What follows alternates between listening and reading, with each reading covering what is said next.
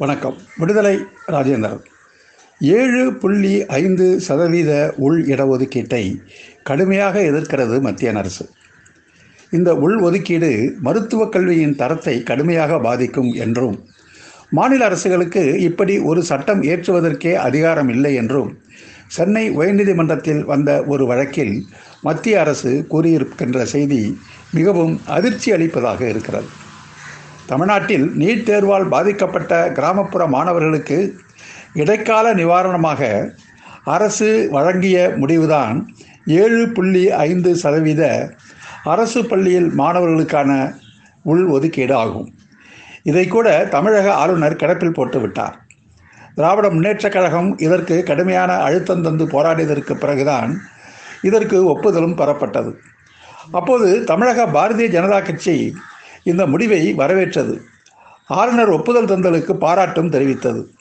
ஆனால் இன்று அதே பாரதிய ஜனதா கட்சி புதுச்சேரி மாநில அரசு இதேபோல் 7.5% இடஒதுக்கீட்டை கொண்டு வந்தபோது அதற்கு அம்மாநில கவர்னர் கிரண் பேடி ஒப்புதல் தர மறுக்கின்ற போது அதற்கு 7.5%க்கு நாங்கள் ஆதரிக்க மாட்டோம் என்ற ஒரு நிலைப்பாட்டை எடுத்து முரண்பாட்டை வெளிப்படுத்தி கொண்டு இருக்கிறது.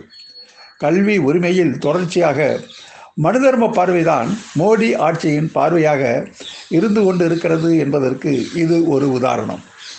மட்டுமின்றி வருகிற ஜூலை 1 தேதி முதல் PhD ஆய்வு படிப்பை முடித்தவர்கள் மட்டும்தான் கல்லூரி மற்றும் பல்கலைக்கழக உதவி பேராசிரியர் பணியிடங்களுக்கு விண்ணப்பிக்கும் தகுதியை பெறுவார்கள் என்று தமிழக அரசினுடைய உயர்கல்வித்துறை ஆணை பிறப்பித்து இருக்கிறது. பல்கலைக்கழக மானியக்குழு 2018ஆம் ஆண்டு நிர்ணயித்த தரங்களின்படி இந்த உத்தரவு பிறப்பிப்பதாக மாநில அரசு கூறுவது வன்மையான கண்டனத்திற்கு உரியது. அதே நேரத்தில் கௌரவ விரிவுரையாளர்களுக்கு குறைந்தபட்சம் 50,000 ரூபாய் வழங்க வேண்டும் என்று பல்கலைக்கழக மானியக்குழு பரிந்துரைத்திருக்கிறது. ஆனால் தமிழ்நாட்டில் வெறும் 15,000 ரூபாய் மட்டுமே ஊதியமாக வழங்கப்படுகிறது. இதை கண்டுகொள்ளாத தமிழ்நாடு அரசு PhD ஆய்வு பட்டம் கட்டாயம் முடித்தாக வேண்டும் என்ற ஆணையை மட்டும் பல்கலைக்கழக மானியக்குழு கூறிவிட்டது என்று பிறப்பித்திருப்பது என்பது ஒடுக்கப்பட்ட மக்களுக்கு இழைக்கப்பட்ட மிகப்பெரிய அநீதியாகும். மேல்பட்ட படிப்பை முடித்துவிட்டு ஒரு மாணவரோ மாணவியோ PhD பட்டம் பெறுவது என்பது அவ்வளவு சாதாரணமான காரியம் அல்ல.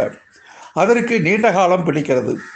அதை முடித்து வெளியே வருவதற்கு பிறகுதான் அவர்கள் பதவிக்கு போக முடியும் என்ற நிலை ஏற்பட்டுவிட்டால் இவர்கள் பதவிக்கு போக முடியாத மிக பெரும் தடையை தமிழக அரசே உருவாக்குகிறது என்பதுதான் இதில் அடங்கியுள்ள உட்பொருள். உதவி பேராசிரியர் பணிக்கு தேசிய அல்லது மாநில அளவிலான தகுதி தேர்வில் வெற்றி பெற்றாலே போதுமானது என்ற அடிப்படையில்தான் சமீப காலமாக நியமனங்கள் நடந்து வந்தன. இப்போது மீண்டும் PhD பட்டத்தை கட்டாயமாக்கப்பட்டிருப்பதன் மூலம் ஏழை எளிய மாணவர்களுக்கு பாஜக திணிக்கின்ற குலதர்ம மனுதர்ம கல்விக் கொள்கையை அப்படியே தமிழக அரசும் ஏற்று செயல்பட முன்வந்திருக்கிறது என்பதைத்தான் உணர்த்துவதாக இருக்கிறது. தமிழக அரசு இந்த முடிவை மறுபரிசீலனை செய்ய வேண்டும். நடுவர் அரசும் 7.5% இடஒதுக்கீடு தரத்திற்கு எதிரானது என்று கூறுகிற கோட்பாடு என்பது எப்படி ஒரு மனுதர்ம பார்வை என்பதை தமிழ்நாட்டு மக்களும் புரிந்து கொள்ள வேண்டும்.